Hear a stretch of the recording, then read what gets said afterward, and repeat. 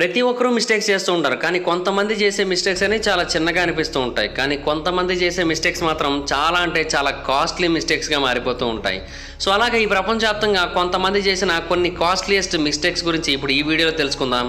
వీటి కారణంగా ఆయా కంపెనీలకు కావచ్చు, ఆయా ప్రభుత్వాలకు కావచ్చు, కొన్ని కోట్ల రూపాయలలో, కొన్ని చోట్ల అయితే వేల కోట్లలో కూడా నష్టం అయితే వచ్చింది. సో అలాంటి మిస్టేక్స్ గురించి మనం ఇప్పుడు ఈ వీడియోలో తెలుసుకుందాం. సో ఇంకెందుకు late, let's get into the video. Number 1, Nanfang'ao bridge collapse. యాక్చువల్గా ఈ నాన్ ఫాంగో బ్రిడ్జ్ అనేది ఒక ఆర్చ్ బ్రిడ్జ్. ఈ ఆర్చ్ బ్రిడ్జ్ అనేది తైవాన్లోని నాన్ ఫాంగో ఫిషింగ్ పోర్ట్ యొక్క 2 భాగాల్ని కూడా కనెక్ట్ చేస్తూ ఉంటుంది. ఇది సుమారుగా 460 అడుగుల పొడుగైతే ఉంటుంది. అయితే ఇది ఒకసారి ఒక మాన్యుమెంటల్ క్యాటాస్ట్రోఫీని ఫేస్ చేసింది. ఆ రోజు డేట్ అక్టోబర్ 1, 2019. ఎవరు ఎక్స్పెక్ట్ చేయలేదు ఆ రోజు ఆ బ్రిడ్జ్ అలా కూలిపోతుందని. అయితే ఆ బ్రిడ్జ్ మీద నుంచి ఒక ఆయిల్ ట్యాంకర్ అయితే వెళుతూ ఉంది. అది ఆల్మోస్ట్ బ్రిడ్జ్ యొక్క ఎండింగ్ వచ్చేసింది. ఇంకొంచెం ఉంటే ఆ బ్రిడ్జ్ని దాటేసి వెళ్ళిపోయేది కూడా. అండ్ ఇన్ఫ్యాక్ట్ దాటేస్తుంది అని కూడా అనుకున్నారు అందరూ. కానీ జస్ట్ మిస్, ఆ ఆయిల్ ట్యాంకర్ కూడా కింద పడిపోయింది. అలాగే బ్రిడ్జ్ మొత్తం కూడా కూలిపోయింది. ఆ టైంలో బ్రిడ్జ్ కింద 3 షిప్పింగ్ బోట్స్ ఉన్నాయి. ఆ షిప్పింగ్ బోట్స్ అన్నీ కూడా క్రష్ అయిపోయాయి. ఇంకా చాలా ఉన్నాయి, కాకపోతే ఈ 3 పూర్తిగా క్రష్ అయిపోయాయి. ఎందుకంటే మరి కొన్ని టన్నుల స్టీలు, కాంక్రీటు వాటి మీద పడ్డాది కదా. మొత్తంగా 500 మంది అయితే అక్కడ చిక్కుకుపోయారు. అసలు ఎటు వెళ్ళలేకపోయారు, దాంట్ లోపల నుంచి బయటికి రాలేకపోయారు. మొత్తం కలిపి ఆ ఇన్సిడెంట్ కారణంగా 6 ఫిషర్మ్యాన్ అయితే చనిపోవడం జరిగింది. మరొక 10 మంది కూడా ఇంజూరీ అయిపోయారు. అయితే దీని కారణంగా చాలా పెద్ద నష్టమే వాటిల్లింది అక్కడ గవర్నమెంట్కి. అయితే ఆ బ్రిడ్జ్ అనేది సుమారుగా 20 సంవత్సరాల క్రితం నాటిది. 20 సంవత్సరాల క్రితం నాటి బ్రిడ్జ్ అంత ఈజీగా కూలిపోదు. మరి అలాంటప్పుడు ఎందుకు కూలిపోయిందో తెలుసుకోవడం కోసం ఒక ఇన్వెస్టిగేషన్ అయితే స్టార్ట్ చేశారు. మొదట అందరూ ఏమనుకున్నారంటే, వారం రోజుల క్రితమే ఒక తుఫాన్ వచ్చింది ఆ ప్రాంతానికి. మేబీ ఆ తుఫాన్ కారణంగా బ్రిడ్జ్ అనేది వీక్ అయిపోయి ఇప్పుడు ఇలా కూలిపోయి ఉండొచ్చు అనుకున్నారు. కానీ ఆ తర్వాత ఈ యాక్సిడెంట్కి అసలు కారణం ఏంటనేది తెలిసిందనమాట. ఈ యాక్సిడెంట్ జరగడానికి కొన్ని వందల సంవత్సరాల ముందు నుంచే ఆ యాక్సిడెంట్కి పునాది అనేది పడింది. అంటే వర్షం అనేది పడడం, అండ్ అంతేకాకుండా అప్పుడప్పుడు కొంత సాల్ట్ వాటర్, ఇదంతా కూడా దాంట్లో ఉన్న యాంకరింగ్ మెకానిజమ్స్లో ఉన్న ప్రాబ్లం కారణంగా బ్రిడ్జ్ యొక్క లోపల భాగంలోకి లీక్ అయిపోవడం మొదలుపెట్టింది. సో దాని కారణంగా లోపల ఉన్న స్టీల్ కేబుల్స్ అనేవి పూర్తిగా తుప్పు పట్టేసి పాడైపోయాయి. చాలా చోట్ల పాడైపోయాయి. సుమారుగా 22% మాత్రమే నార్మల్ కండిషన్లో ఉంది. మిగతాదంతా కూడా డ్యామేజ్ అయిపోయి ఉంది. సో 4 ఏళ్ల పాటు ఇన్స్పెక్షన్స్ అనేది చేసిన తర్వాత ఈ విషయం మీద అయితే క్లారిటీకి వచ్చి దీని కారణంగానే ఆ బ్రిడ్జ్ కూలిపోయిందని ఫైనల్గా అనౌన్స్మెంట్ అయితే ఇవ్వడం జరిగింది. కానీ ఇదంతా జరగడానికి కారణం, దీన్ని నిర్మించేటప్పుడు ఒక చిన్న జాగ్రత్త తీసుకోకపోవడం. అంటే ఆ రెయిన్ వాటర్, ఆ సాల్ట్ వాటర్ 2 కూడా లోపలికి వెళ్లకుండా వాళ్ళు జాగ్రత్త అయితే తీసుకోలేకపోయారు. దాని కారణంగా ఇప్పుడు ఆ ప్రభుత్వానికి కేవలం కాంపెన్సేషన్ల రూపాయన $160,000 ఖర్చు అయింది. అండ్ ఆ బ్రిడ్జ్ మొత్తాన్ని కూడా మళ్ళీ రీప్లేస్ చేయడానికి వాళ్ళకి చాలా పెద్ద మొత్తంలో ఖర్చు అయింది. $29.3 మిలియన్ ఖర్చు అయింది. యాక్చువల్గా ఇనీషియల్ స్టేజ్లో 16.8 అనుకున్నారు. కానీ ఆ తర్వాత సేఫ్టీ మెజర్స్ అనేవి మరింత పెంచుకుంటూ వెళ్ళేసరికి ఆటోమేటిక్గా ఈ అమౌంట్ కూడా పెరిగిపోయిందనమాట. బట్ ఇలాంటి ఒక డిజాస్టర్ మళ్ళీ జరగకూడదు అన్న ఉద్దేశంతో ఇన్ని జాగ్రత్తలు అయితే తీసుకున్నారో అంత ఖర్చు కూడా పెట్టారు. Number 2, Hubble mirror fiasco. April 1990న, అంటే ఎన్నో దశాబ్దాల పాటు ప్లానింగ్ చేసి పని చేసిన తర్వాత ఫేమస్ హబుల్ టెలిస్కోప్ అనేది $1.5 బిలియన్ ఖర్చుతో అంతరిక్షంలోకి లాంచ్ అయింది. దాన్ని ఎందుకు డిజైన్ చేశారంటే, స్పేస్లో ఉన్న అద్భుతమైన ఫొటోస్ని మనకి పంపించడం కోసం. అలాగే స్టార్స్ని, గ్యాలక్సీలని, భూమిని అన్నింటినీ కూడా దాన్ని ఫోటోలు తీయడం కోసం పంపించారు. అయితే అది స్పేస్లోకి వెళ్ళిన తర్వాత ఒక ప్రాబ్లమ్ని అయితే నోటీస్ చేయడం జరిగింది. అది మనకి పంపిస్తున్న ఫోటోలన్నీ కూడా బాగా మసకగా కనిపిస్తూ ఉన్నాయి. అంటే ఎలా అంటే ఏదో ఒక పాతకాలం నాటి టోస్టర్లోంచి తీసినట్టుగా కనిపిస్తూ ఉన్నాయి. నాసా వాళ్ళకి ఏం అర్థం కాలేదు. అదేంటి 7.8 అడుగుల పొడవున్న ప్రైమరీ మిర్రర్ని పెట్టాం కదా దానికి టెలిస్కోప్ బయట భాగంలో, అందులో ఏం రాంగ్ వచ్చిందనేది వాళ్ళకైతే అర్థం కాలేదు. తర్వాత మరింత డీప్ ఇన్వెస్టిగేషన్ చేస్తే అప్పుడు తెలిసింది ఏంటంటే, ఆ మిర్రర్ని పెర్కిన్ ఎల్మర్ అనే ఒక కంపెనీ వాళ్ళకి డీల్కి అయితే ఇచ్చారు. అంటే దాన్ని తయారు చేయమని చెప్పి వాళ్ళు దాని యొక్క క్యాలిబ్రేషన్ విషయంలో ఒక చిన్న ప్రాబ్లం అయితే చేశారు. అంటే మిర్రర్ మేకింగ్ ఎక్విప్మెంట్ విషయంలో ఒక చిన్న ప్రాబ్లం చేశారు. వాళ్ళు కంప్లీట్గా పారాబోలిక్గా చేశారు, లైట్ వెయిట్గానే చేశారు. అదేమంత ఈజీ పని ఏమీ కాదు. ఎందుకంటే ఫస్ట్ బోరో సిలికేట్ గ్లాస్ని చిన్న ముక్కలుగా చేసి ఒక చోట చేర్చాల్సి ఉంటుంది. ఆ తర్వాత దాన్ని అక్కడే మెల్ట్ చేసి అక్కడే ఒక మోల్డ్గా మార్చాల్సి ఉంటుంది. అలాగే ఒక వారం రోజుల పాటు దాన్ని అక్కడే ఉంచాల్సి ఉంటుంది. ఆ తర్వాత 3 రోజుల పాటు ఆ గ్లాస్ని కంటిన్యూస్గా తిప్పుతూనే ఉండాలి. ఆ తర్వాత దాని యొక్క టెంపరేచర్ని 1200 డిగ్రీల నుంచి 650 డిగ్రీల సెల్సియస్ వరకు తీసుకురావాల్సి ఉంటుంది. ఫైనల్గా ఆ మిర్రర్ని గ్రౌండ్ మీద తీసుకొని వచ్చి ఆ తర్వాత దాన్ని పాలిష్ చేసి 20 నానోమీటర్ల థిక్నెస్కి తేవాల్సి ఉంటుంది. ఇదంతా చేయడానికి వాళ్ళకి సుమారుగా 2 ఏళ్ల టైం అయితే పట్టింది. అయితే ఇంత చేసినా కూడా వాళ్ళు ఒక చిన్న క్యాలిబ్రేషన్ ఇష్యూ అయితే చేశారు. అంటే ఆ మిస్టేక్ అనేది మరీ అంత పెద్దదేమీ కాదు. ఒక మనిషి వెంట్రుకలో 50వ వంతు, అంటే చాలా చిన్నది, కానీ $1.5 బిలియన్ ప్రాజెక్ట్ కదా. సో అందువల్ల ఏంటంటే నాసా వాళ్ళు ఈ విషయంలో అస్సలు హ్యాపీగా లేరు. అలాగని చెప్పి మళ్ళీ మిర్రర్ని రీప్లేస్ చేయడం కూడా ఆల్మోస్ట్ అసాధ్యమనే చెప్పాలి. సో అందుకని వాళ్ళు ఏం చేశారంటే మిర్రర్ని రీప్లేస్ చేయడానికి బదులుగా ఒక కరెక్టివ్ లెన్స్ని లోపల ఏర్పాటు చేయాలని నిర్ణయించుకున్నారు. అంటే మనకి చూపు సరిగ్గా లేనప్పుడు మనం కూడా గ్లాసెస్ని పెట్టుకుంటాం కదా, సో అలాగనమాట. ఈ corrective optic space telescope actual replacement instrument, దీని షార్ట్కట్లో కోస్టార్ అని పిలుస్తూ ఉంటారు, ఇంత పిలవలేకపోయినట్టయితే. అయితే దీన్ని తయారు చేయడం కోసం వాళ్ళు మళ్ళీ పెద్ద ప్రోగ్రామ్ అయితే చేశారు. ఫైనల్గా 1993లో వాళ్ళు దాన్ని ఇన్స్టాల్ చేయడం జరిగింది. అలాగా ఆ కాస్ట్లీ మిస్టేక్ కారణంగా కోస్టార్ డెవలప్మెంట్ వాళ్ళకి ఎంత ఖర్చు అయిందో తెలుసా? మళ్ళీ $50 మిలియన్ ఖర్చు అయింది. కాకపోతే ఏంటంటే ఆ తర్వాత నుంచి కూడా పిక్చర్స్ అన్నీ క్లియర్గా రావడం మొదలుపెట్టాయి. సో పిక్చర్స్ ఇంత బాగా వస్తున్నాయి కాబట్టి ఆబ్వియస్లీ ఇంకా తప్పు లేదులేండి, ఇంకా మరి ఏం చేయలేం కదా. Number 3, NOAA satellite mishap. 2003లో ఒక కాస్ట్లీయెస్ట్ ఆపరేషన్ అనేది Lockheed Martin space systems company ద్వారా చేయడం జరిగింది. వాళ్ళు అసలు ఎక్స్పెక్ట్ చేయలేదు ఇంత దారుణంగా జరుగుతుందని. యాక్చువల్గా నాసా వాళ్ళు ఈ కంపెనీ వాళ్ళకి ఒక టాస్క్ ఇచ్చారు. వాళ్ళు NOAA ప్రైమ్ వెదర్ శాటిలైట్ని అయితే తయారు చేయాలి, అది వాళ్ళ యొక్క పని. ఇది $233 మిలియన్ స్పేస్ టెక్నాలజీ వర్క్ ఇది. అయితే వాళ్ళు మొత్తం అన్నీ కూడా పర్ఫెక్ట్గా తయారు చేసేసారు, అన్ని ఇన్స్ట్రుమెంట్స్ని కూడా పర్ఫెక్ట్గా డిజైన్ చేశారు. కానీ దాన్ని ట్రాన్స్పోర్ట్ చేస్తున్న టైంలో అనుకోని విధంగా ఒక డిజాస్టర్ అయితే జరిగింది. అక్కడ ఉన్న వర్కర్స్ కొంచెం జాగ్రత్తగా ఉండకపోవడం వల్ల ఆ శాటిలైట్ దాన్ని మూవ్ చేస్తున్న టైంలో వెర్టికల్ పొజిషన్ నుంచి హారిజాంటల్ పొజిషన్కి పడిపోయింది, సడన్గా పడిపోయింది.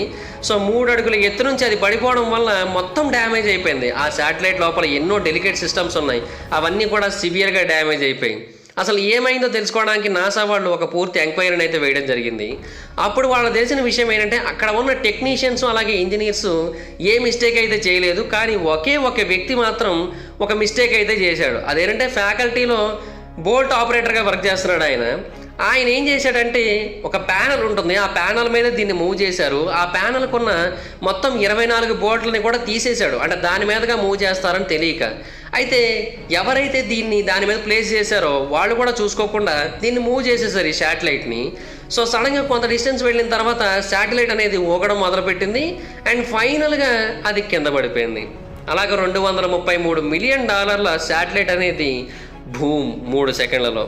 ఇంకా చాలా పెద్ద నష్టం అయితే వచ్చింది గవర్నమెంట్కి, అలాగే ఆ కంపెనీ వాళ్ళకు కూడా. అండ్ సుమారుగా $135 మిలియన్ రిపేర్ ఛార్జెస్ అయితే అయ్యాయి మొత్తం దాన్ని మళ్ళీ చేయడానికి. కానీ నిజంగా చాలా అంటే చాలా దారుణమైన మిస్టేక్ అది. Number 4, bitcoin blunder. Crypto currency అయిన బిట్కాయిన్ని మొట్టమొదటిసారిగా 2008లో ఇన్వెంట్ చేశారు. సో అప్పుడు చాలామంది దీన్ని అసలు నమ్మలేదు అండ్ దీని యొక్క వాల్యూ అనేది పెరుగుతుందని కూడా అనుకోలేదు. కానీ ఆ తర్వాత డిజిటల్ కరెన్సీ యొక్క వాల్యూ అనేది మెల్లిమెల్లిగా పెరిగి ఇప్పుడు బూస్ట్ ఉన్న విషయం మనకు అందరికీ తెలిసిందే. కానీ ఫస్ట్లో ఈ బిట్కాయిన్ యొక్క విలువ ఎంతో తెలుసా? $0.0008, అంటే మన కరెన్సీలో సుమారుగా ఒక 2-3 రూపాయలు అన్నమాట. అయితే చాలామంది ఇవి ఏం పెరుగుతాయిలే, ఆన్లైన్ కరెన్సీలు క్రిప్టో కరెన్సీలు ఏం పెరుగుతాయిలే అని చెప్పి వాటిని అసలు పెద్దగా పట్టించుకోలేదు. కానీ ఇంగ్లీష్ మ్యాన్ అయిన జేమ్స్ హోవెల్ అనే ఒక వ్యక్తి మాత్రం ఈ క్రిప్టో కరెన్సీ యొక్క పొటెన్షియల్ని అర్థం చేసుకున్నాడు. అందుకని అతను ఏం చేశాడంటే ఒక సాఫ్ట్వేర్ని డెవలప్ చేసుకొని అందులో 7,500 బిట్కాయిన్లను కొని వాటిని అక్కడే స్టోర్ చేయడం జరిగింది.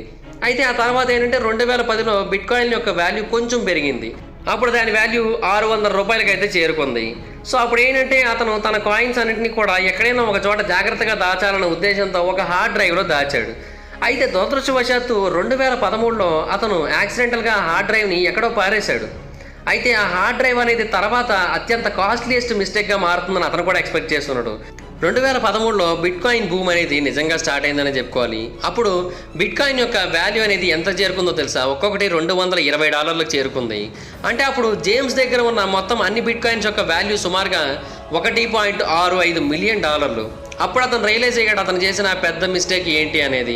సో వెంటనే అతను చాలా డెస్పరేట్గా తన యొక్క హార్డ్ డ్రైవ్ కోసం మొత్తం డంపింగ్ యార్డ్ని, ల్యాండ్ ఫిల్స్ని అన్నింటినీ కూడా వెతికించాడు. బట్ ఎంత వెతికించినా కూడా అతనికి ఆ హార్డ్ డ్రైవ్ అయితే దొరకలేదు. అది ఏమైపోయిందో ఇప్పటికీ కూడా తెలియట్లేదు. అయితే ఆ తర్వాత బిట్కాయిన్ యొక్క ధర అనేది 2017 డిసెంబర్ నాటికైతే ఇంకా పీక్ చేరుకుంది. అప్పుడు బిట్కాయిన్ యొక్క వాల్యూ ఎంతో తెలుసా? ఒక్కొక్కటి $19,785 ఉంది. అంటే చూసుకోండి, అప్పుడు అతను పోగొట్టుకున్న మొత్తం అన్నిటి యొక్క విలువ ఎంతో తెలుసా? సుమారుగా $148 మిలియన్. అండ్ ఇక 2030 నాటికైతే బిట్ కాయిన్ యొక్క ప్రైస్ అనేది $3,87,000 చేరుకుంటుందని ఒక అంచనా. సో అప్పుడు గనక అతను పోగొట్టుకున్న ఆస్తి ఎంతో తెలిస్తే మీరు ఆశ్చర్యపోతారు. $3 బిలియన్. నిజంగా ఇప్పటికీ కూడా ఆ చెత్తలోనే ఆ హార్డ్ డ్రైవ్ అలాగే వెతుకుతూ ఉంది. ఎవరైనా ఒక మెటల్ డిటెక్టర్ పట్టుకొని వచ్చి నన్ను బయటికి తీయపోతారా, నాలో ఉన్న బిట్ కాయిన్స్ నువ్వు వాడకపోతారా అని. కానీ దొరికేటట్లేదు అది. నెంబర్ 5, ఏ మ్యాజికల్ మిస్టేక్. ఆల్మోస్ట్ భూమి మీద ఉన్న ప్రతి ఒక్కరికి కూడా హ్యారీ పాటర్ సిరీస్ గురించి తెలిసిందే. ఎందుకంటే ఈ అద్భుతమైన బుక్ అనేది ప్రపంచవ్యాప్తంగా చాలా పాపులర్ అయింది. అండ్ ఇన్ఫ్యాక్ట్ దీని మీద వచ్చిన సినిమాలు కూడా చాలా పాపులర్ అయ్యాయి. అయితే కొంతమంది కొన్ని మిస్టేక్స్ చేశారు. కొన్ని పబ్లిషింగ్ కంపెనీల వాళ్ళు ఈ Harry Potter and the philosopher stone పుస్తకాన్ని రిజెక్ట్ చేశారు. ఆథర్ అయిన జేకే రాలింగ్ దీన్ని 1995లో రాయడం జరిగింది.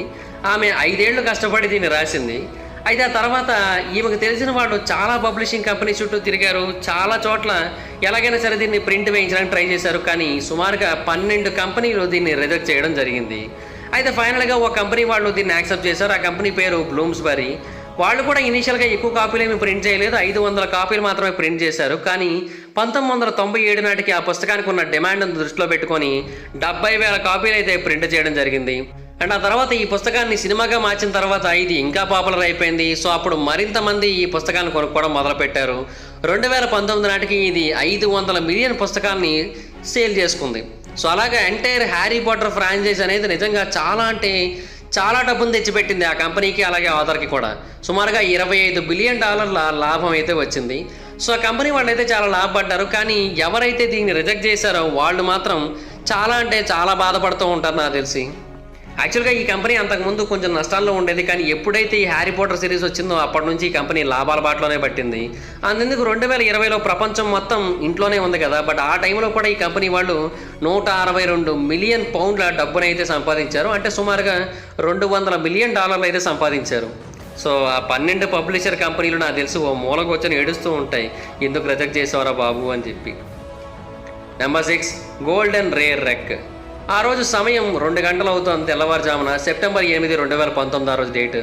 సౌత్ కొరియాకి చెందిన గోల్డెన్ రే అనే ఒక షిప్కి చెందిన క్రూ మెంబర్స్ అందరూ కూడా జార్జియా యొక్క తీర ప్రాంతం మీదుగా ప్రయాణిస్తూ ఉన్నారు. సడన్గా అథారిటీస్ అందరూ కూడా 656 అడుగులు పొడవున్న తమ యొక్క షిప్ నీటిలో మునిగిపోతుందేమో అని భయపడడం మొదలుపెట్టారు.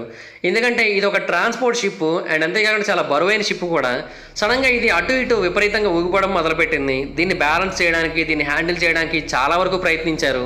అలాగే సాయంత్రం వరకు ప్రయత్నించారు కానీ అది మాత్రం బ్యాలెన్స్ అవ్వలేదు. ఫైనల్గా అది ఒక సైడ్కి పూర్తిగా ఒరిగిపోయింది. అలాగే ఒరిగిపోయే టైంకి దీంట్లో 4200 హుండై కార్స్ అయితే ఉన్నాయి. వాటన్నింటినీ కూడా ఒక ప్రాంతం నుంచి మరొక ప్రాంతానికి తీసుకొని వెళ్తూ ఉన్నారు. అయితే దాన్ని ఎంతో ట్రై చేశారు నార్మల్ పొజిషన్ తేవడానికి, కానీ కుదరలేదు. అలాగే ఒక ఏడాది పాటు అలాగే ఉంది. ఫైనల్గా అక్టోబర్ 2020న దాన్ని అక్కడ నుంచి తీయడం కోసం ఒక పెద్ద ఆపరేషన్ అయితే చేపట్టారు. సో దానికోసం వాళ్ళు ఏం చేశారంటే ఒక హెవీ క్రేన్ని తీసుకొని వచ్చారు. దాని పేరు VB-10,000. ఈ VB-10,000 అనేది చాలా పెద్దది. ఇది 240 అడుగుల ఎత్తుంటుంది ఈ క్రేన్. దీనికి ఏంటంటే 400 అడుగుల పొడవున్న యాంకర్స్ ఉంటాయి అండ్ అంతేకాకుండా చాలా చైన్సాలు కూడా ఉంటాయి. దాన్ని యూజ్ చేసి ఆ షిప్ మొత్తాన్ని కూడా 8 భాగాలుగా చేశారు. ఆ తర్వాత ఆ షిప్ని పూర్తిగా బయటకు అయితే తేవడం జరిగింది. బయటికి తీసినప్పుడు దాని లోపల పూర్తిగా పాడైపోయి ఉన్న హుండై కార్లను చూసినప్పుడు చాలామంది చాలా బాధపడ్డారు. ఎందుకంటే ఒక ఏడాది పాటు అలాగ అందులోనే చిక్కుకుపోయి పూర్తిగా నీటిలో ఉన్నాయి కదా. సో అందుకని బాగా పాడైపోయాయి. ఆ తర్వాత ఆ కార్లని, ఆ షిప్ భాగాల్ని కూడా తూకానికి వేస్తారు, అది వేరే విషయం. అయితే ఇన్వెస్టిగేషన్ లాంచ్ చేశారు, ఎందుకని ఈ షిప్ అనేది మునిగిపోయిందని తెలుసుకోవడం కోసం. అయితే బేసిక్గానే ఇది హెవీ ట్రాన్స్పోర్ట్ షిప్ కదా. సో కింద భాగం అంతా కూడా డాకే ఉంటుంది. అంటే ఏదో ఒక లగేజ్ అనేది లోడ్ చేయడానికి కింద భాగం అంతా కూడా సిద్ధంగా ఉంటుంది. అయితే అలాగ లోడ్ చేసేటప్పుడు ఫస్ట్ ఏం చేశారంటే వీళ్ళు ఒక సైడ్ పూర్తిగా వెహికల్స్తో నింపేశారు.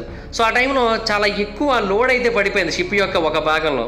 యాక్చువల్గా ఈ షిప్ యొక్క టోటల్ కెపాసిటీ అయితే 7,000 కార్లు. అన్ని కార్లు కూడా పెట్టలేదు. కానీ వీళ్ళు చేయాల్సిన పని ఏంటంటే మొదటిసారి షిప్ యొక్క మొదటి సగభాగాన్ని నింపేసినప్పుడు రెండో సగభాగాన్ని నింపేటప్పుడు పైన ఒక హెవీ బాలాస్ట్ వంటి దాన్ని పెట్టాల్సి ఉంటుంది. కానీ వీళ్ళు ఏం చేశారంటే అలా చేయకుండా షిప్ని కంటిన్యూ చేసేసారు నార్మల్గా. సో 1 గంటన్నర పాటు నార్మల్గా ప్రయాణించిన తర్వాత సడన్గా ఆ షిప్ ఒక 20 డిగ్రీల మూమెంట్ని తీసుకోవాల్సి వచ్చింది. అలా తీసుకున్న టైంలో షిప్ యొక్క టోటల్ వెయిట్ అనేది కంప్లీట్గా ఒక సైడ్కి వచ్చేసింది. సో అలాగ రావడం వల్ల ఏంటంటే ఇది ఒక సైడ్కి ఒరిగిపోయింది అనమాట. ఇలాంటి పెద్ద పెద్ద షిప్పుల్లో తీసుకొని వెళ్తున్నప్పుడు చాలా సేఫ్టీ కోడ్స్ని ఫాలో అవ్వాల్సి ఉంటుంది. కానీ వీళ్ళు మాత్రం అలాగా కొన్నింటిని ఫాలో అవ్వకపోవడం వల్ల ఈ దారుణమైన ఇన్సిడెంట్ అయితే జరిగింది. దీని కారణంగా ఆ షిప్ పోయింది, అలాగే అందులో ఉన్న 4200 కార్లు కూడా కంప్లీట్గా పోయినట్టే కదా.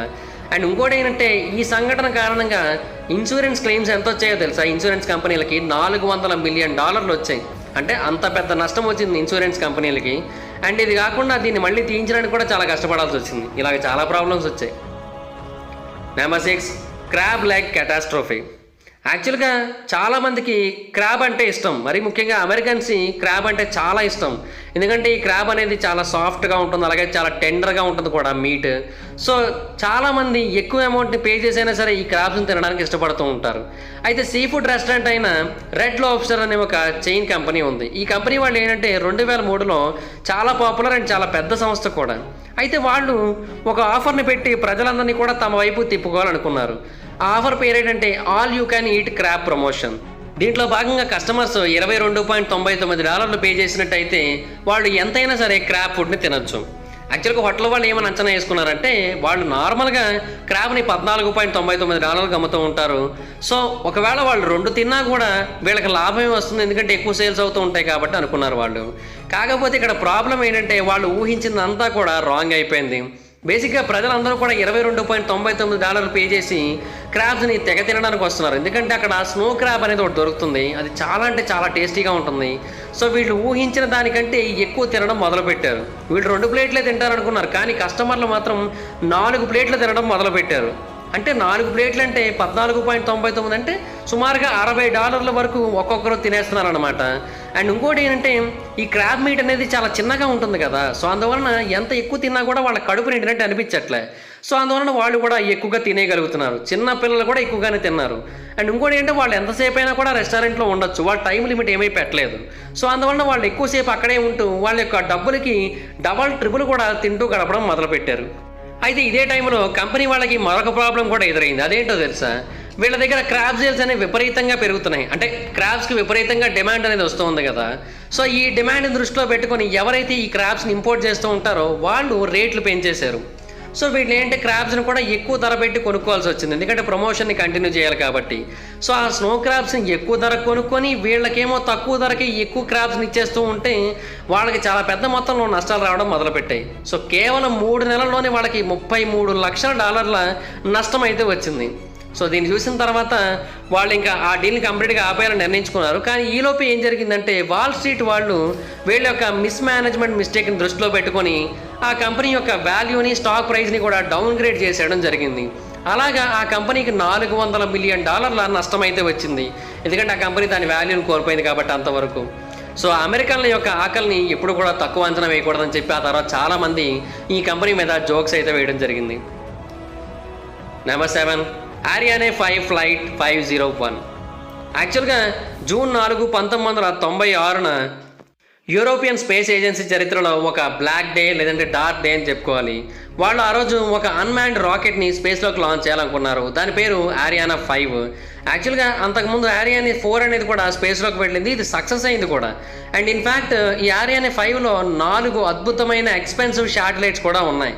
అయితే ఇది నార్మల్గానే పైకి లేచింది, కానీ స్పేస్లోకి వెళ్ళడం మొదలుపెట్టిన 37 సెకండ్లకి, అంటే టేక్ ఆఫ్ అయిన 37 సెకండ్లకి ఏం జరిగిందో తెలియదు, కానీ ఒక్కసారిగా పేలిపోయింది. ఎలాగంటే ఆకాశంలో ఏదో ఒక తారాజువ్వు పేలినట్టే పేలిపోయింది.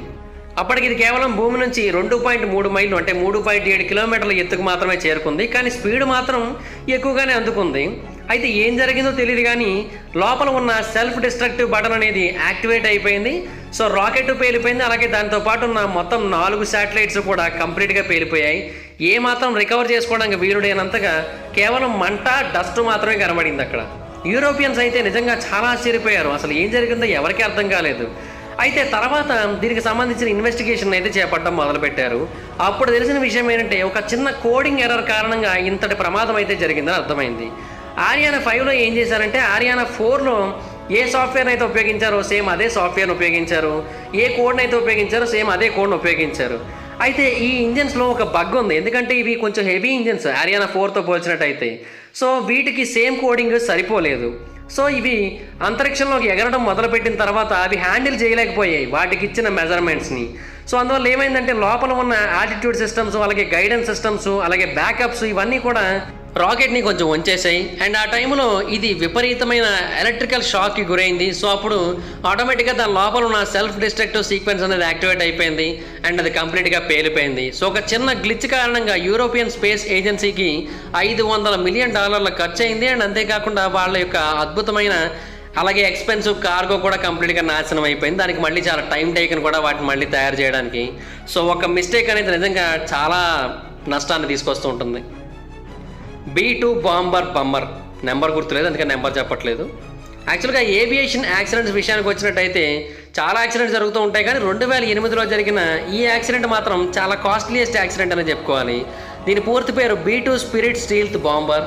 ఇది ఒక ఫైటర్ జెట్. అయితే దీన్ని టెస్ట్ చేస్తున్న టైంలో ఇది ఏం జరిగిందో తెలియదు, కానీ గ్వామ్స్ ఆండర్సన్ ఎయిర్ బేస్లో గాల్లోకి ఎగురుతున్న టైంలో సడన్గా దీని యొక్క లెఫ్ట్ వింగ్ అనేది నేలను తాకేసింది.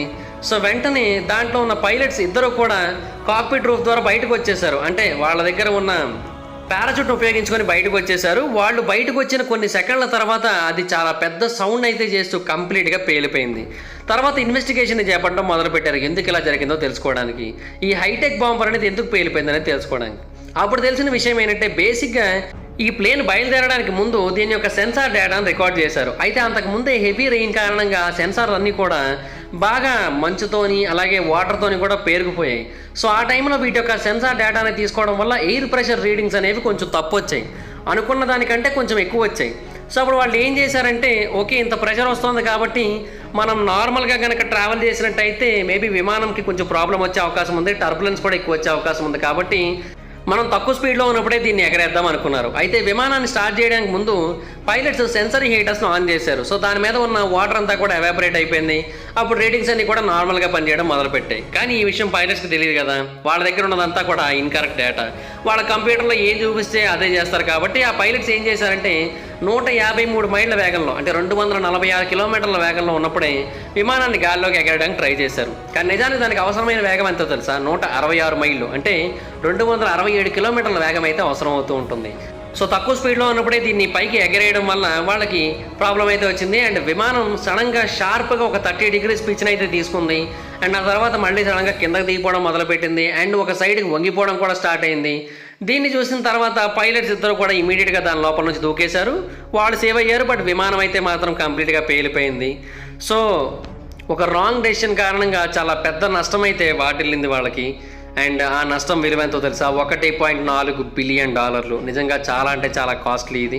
బట్ యుఎస్ మిలిటరీ మాత్రం ఏం చేస్తుంది చెప్పండి, ఇంకా అలా జరిగిపోయింది ఇంకంతే. ఇంకా సెడార్ ఫైర్ ఫియాస్కో. యాక్చువల్గా మనం కొన్ని ప్రమాదాలను చూస్తూ ఉంటాం. అంటే ఇప్పటివరకు నేను చెప్పినట్లా కాదు, డిఫరెంట్ ప్రమాదాలు. అంటే మనం అడవిలోకి వెళ్తూ ఉంటాం కదా, అక్కడ తప్పిపోతూ ఉంటాం కదా, మనకి ఎవ్వరూ కనబడరు, ఏం చేయాలో అర్థం కాదు, మళ్ళీ ప్రాణాలతో తిరిగి వెళ్తామన్న నమ్మకం కూడా ఉండదు మనకి.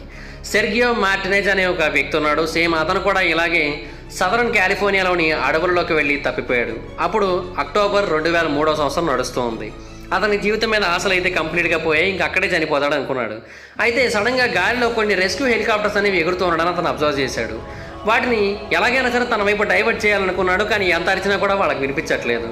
సో వాళ్ళకి కనబడడం కోసం అతను ఏం చేశాడంటే 2 చిన్న మంటలను వెలిగించడం జరిగింది అక్కడ. అయితే అది అతను చేసిన పెద్ద మిస్టేక్ అది. అంటే ఆ ఫైరు ఆ స్మోక్ రెండు కూడా అతని మీదకి అటెన్షన్ అనేది డ్రా అయ్యేలా చేశాయి. ఆ తర్వాత పైలట్స్ అతని దగ్గరికి విమానాన్ని దించి అతన్ని కాపాడడం జరిగింది. అంతా బాగానే ఉంది, హెలికాప్టర్స్ అక్కడ నుంచి వెళ్ళిపోయి. కానీ ఆ మంటలు అనేవి చల్లారిపోలేదు. ఆ మంటలు అనేవి మెల్లిమెల్లిగా స్ప్రెడ్ అయిపోయి మొత్తం అక్కడ ఉన్న అడవులన్నీ కూడా స్ప్రెడ్ అయిపోయాయి. ఇంకోటి ఏంటంటే అదే టైంకి గాలులు కూడా విపరీతంగా వీస్తూ ఉన్నాయి. ఆ గాలులు కూడా మరింత ఎక్కువగా సహకరించి చాలా వేగంగా అక్కడ ఉన్న అడవులన్నింటినీ కూడా నాశనం చేయడం మొదలుపెట్టాయి. ఒక గంటకి 3600 ఎకరాల ప్రాంతం అనేది తగలబడిపోవడం మొదలుపెట్టింది. అంటే 2700 ఫుట్బాల్ ఫీల్డ్స్ అంత ప్రాంతం అనమాట. ప్రతి 60 నిమిషాలకి తగలబడిపోతూ వచ్చింది. అలాగే అది కంటిన్యూ అవుతూనే వచ్చింది నవంబర్ 4, 2003 వరకు. అప్పటికి 2,73,000 ఎకరాల ప్రాంతం అనేది పూర్తిగా తగలబడిపోయింది. ఆ ప్రాంతంలో ఎన్నో జీవులు చనిపోయాయి. అండ్ అంతేకాకుండా ఎన్నో రకాల చెట్లు కూడా నాశనం అయిపోయాయి. అంటే హాంకాంగ్ సైజ్ అంత ప్రాంతం ఆల్మోస్ట్ తగలబడిపోయింది. దీని కారణంగా 2800 ఇళ్ళు పూర్తిగా నాశనం అయిపోయాయి. అండ్ 15 మంది చనిపోవడం కూడా జరిగింది. అండ్ కాలిఫోర్నియా చరిత్రలో అత్యంత వరస్ట్ వైల్డ్ ఫైర్స్లో ఇది కూడా ఒకటని చాలామంది చెప్తూ ఉంటారు. మార్టినెజ్కి 6 నెలల జైలు శిక్షణ అయితే విధించారు అతని కారణంగానే ఇదంతా జరిగింది కాబట్టి.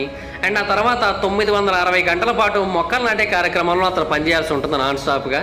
అతనికి ఎక్కువ పనిష్మెంట్ అయితే ఇవ్వలేదు, ఎందుకంటే అతను తన ప్రాణాలను కాపాడుకోవడానికి చేసిన పని కారణంగా ఇదంతా జరిగింది కాబట్టి అని చెప్పి.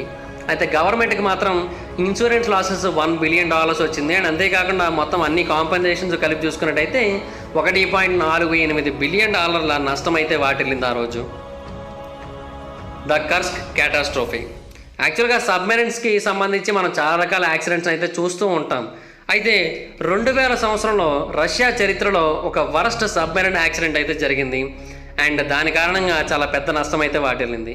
రష్యా వాళ్ళ దగ్గర ఒక పెద్ద సబ్మెరైన్ ఉంది. అది సుమారుగా 18,000 టన్నుల బరువునైతే కలిగి ఉంటుంది. అంటే చాలా పెద్ద సబ్మెరైన్ అది. దానికి చాలా రకాల ట్రైనింగ్స్ కూడా ఇచ్చారు బ్యారన్స్ ఈ మధ్యలో. అయితే ఒకరోజు అలాగే దాని యొక్క ట్రైనింగ్ అది కంటిన్యూ చేసి మళ్ళీ కోస్ట్కి తిరిగి వస్తున్న టైంలో సడన్గా ఒక పెద్ద ఎక్స్ప్లోషన్ అనేది జరిగింది. ఆ ఎక్స్ప్లోషన్ కారణంగా ఆ సబ్మెరైన్ యొక్క వెనక భాగంలో చాలా పెద్ద రంధ్రం ఏర్పడింది.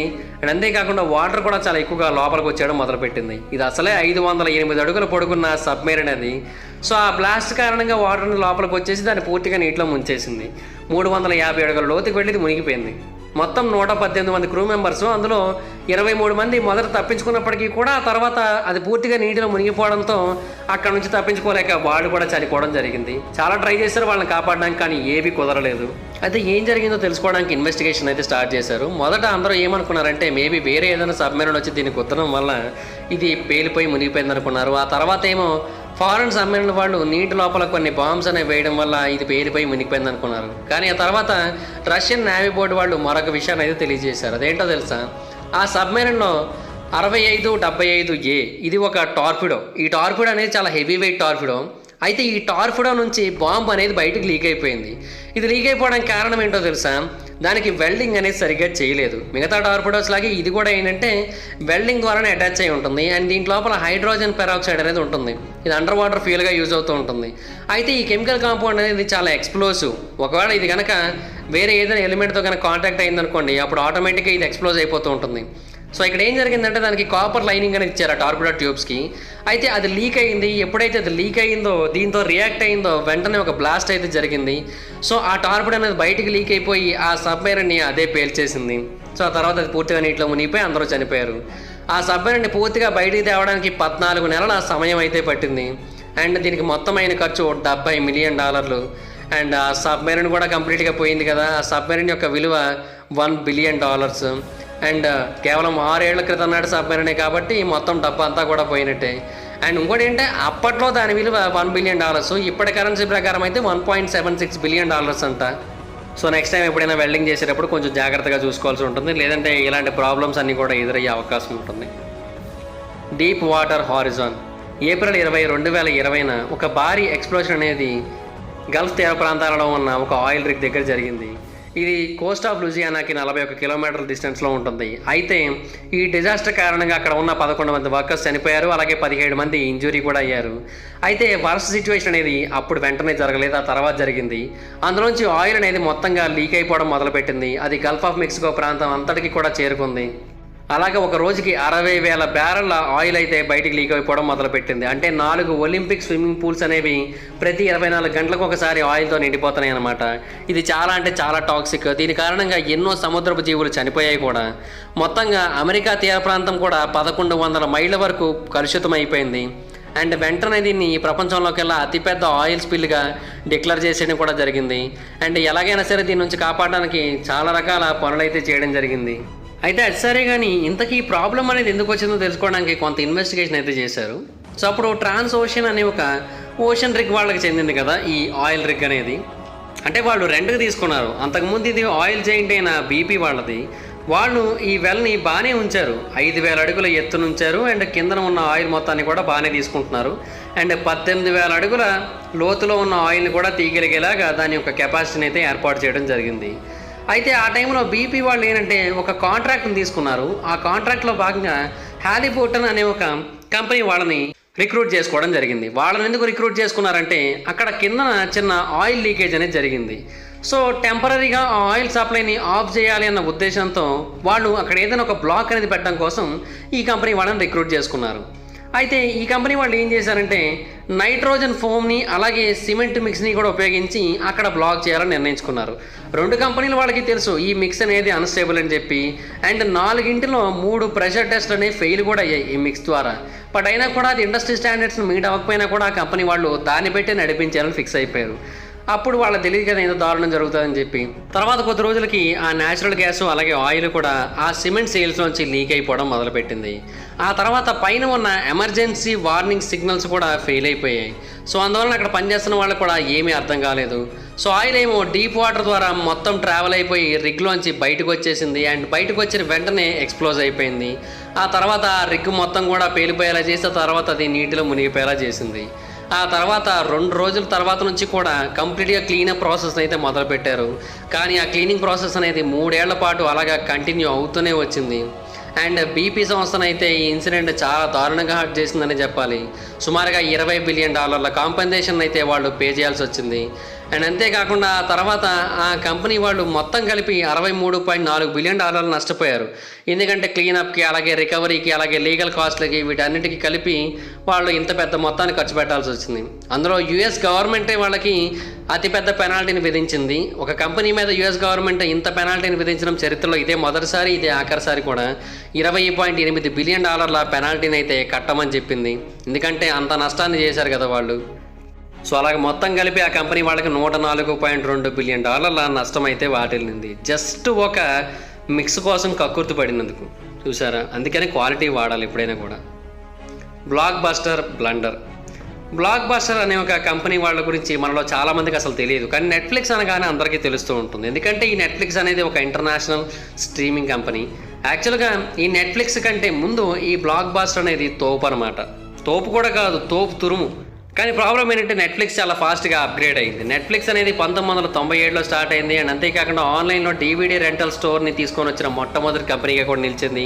అండ్ అప్పట్లో దీనికి కేవలం 30 ఎంప్లాయీస్ మాత్రమే ఉన్నారు, 920 టైటిల్స్ మాత్రమే ఉన్నాయి. కానీ 1999 నాటికి వీళ్ళు మెల్లిమెల్లిగా వీళ్ళు ఒక సర్వీసెస్ని పెంచారు. అండ్ అంతేకాకుండా సబ్స్క్రిప్షన్స్ కూడా తీసుకొని వచ్చారు.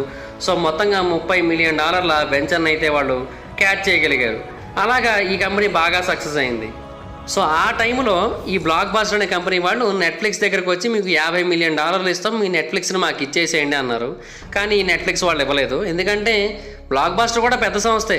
బ్లాక్ బస్టర్కి అప్పట్లో 9,000కి పైగా స్టోర్స్ ఉన్నాయి. అండ్ అప్పట్లో దాని మార్కెట్ వాల్యూ $5 బిలియన్ పీక్ టైంలో. కాకపోతే ఏంటంటే ఆ తర్వాత మాత్రం దారుణంగా పడిపోయింది. కారణం ఏంటో తెలుసా, వాళ్ళు అప్డేట్ అవ్వలేదు. వాళ్ళు ఎన్నేళ్ళు గడిచినప్పటికీ కూడా వాళ్ళు అదే CD ప్యాటర్న్లో అదే DVD ప్యాటర్న్లో ఉన్నారు.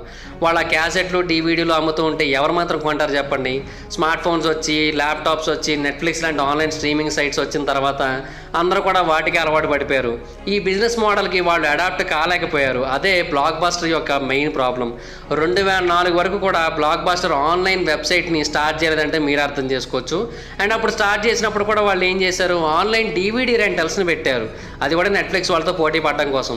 కానీ నెట్ఫ్లిక్స్ ఏం చేసింది, అప్పటికే ఆన్లైన్లో లీడింగ్ పొజిషన్ని కొట్టేసింది. అండ్ 2007లో ఓన్గా స్ట్రీమింగ్ ప్లాట్ఫామ్ని కూడా స్టార్ట్ చేసిన తర్వాత ఇంకా నెట్ఫ్లిక్స్ ఇంటర్నేషనల్గా పాపులర్ అయిపోయింది. 2010 నుంచి కూడా ఇంకా నెట్ఫ్లిక్స్కి ఇంకా తిరిగే లేకుండా పోయింది బ్లాక్ బస్టర్తో పోల్చినట్టయితే. ఎందుకంటే CDల్ని DVDల్ని రెంట్కి తెచ్చుకొని ఎవరు చూస్తారు చెప్పండి. సో అలాగే బ్లాక్ బస్టర్ యొక్క రెవెన్యూ అనేది చాలా దారుణంగా పడిపోయింది 2010 నుంచి. చాలా చోట్ల వాళ్ళు షాపును క్లోజ్ చేశారు. ఫైనల్గా వాళ్ళు బ్యాంక్రప్టీని కూడా డిక్లేర్ చేయడం జరిగింది. వాళ్ళ యొక్క మార్కెట్ వాల్యూ అనేది $24 మిలియన్ పడిపోయింది. అదే టైంలో నెట్ఫ్లిక్స్ కూడా మెల్లిమెల్లిగా తన యొక్క పాపులారిటీని పెంచుకుంటూ వచ్చింది. లాక్డౌన్తో ప్రపంచం మొత్తం 2020లో ఇంట్లోనే కూర్చుంది కదా, కానీ ఆ టైంలో నెట్ఫ్లిక్స్ యొక్క వాల్యూ అమాంతం పెరిగిపోయింది. $194 బిలియన్ చేరుకుంది దాని యొక్క వాల్యూ. అంటే బ్లాక్ బస్టర్ యొక్క ఆల్ టైమ్ రెవెన్యూతో పోల్చినప్పటికీ కూడా 38 రెట్లు ఎక్కువ ఉందన్నమాట. సో చాలా అంటే చాలా వర్స్ట్ డెసిషన్ తీసుకుంది బ్లాక్ బస్టర్, ముందే ఆన్లైన్కి అప్గ్రేడ్ అవ్వకపోవడం అనేది. సో అలాగే ఇంకా నెంబర్ 15, ఎందుకంటే ఇదే లాస్ట్గా అట్టించి నెంబర్ చెప్తున్నా. కోబ్ క్యాటాస్ట్రోఫే.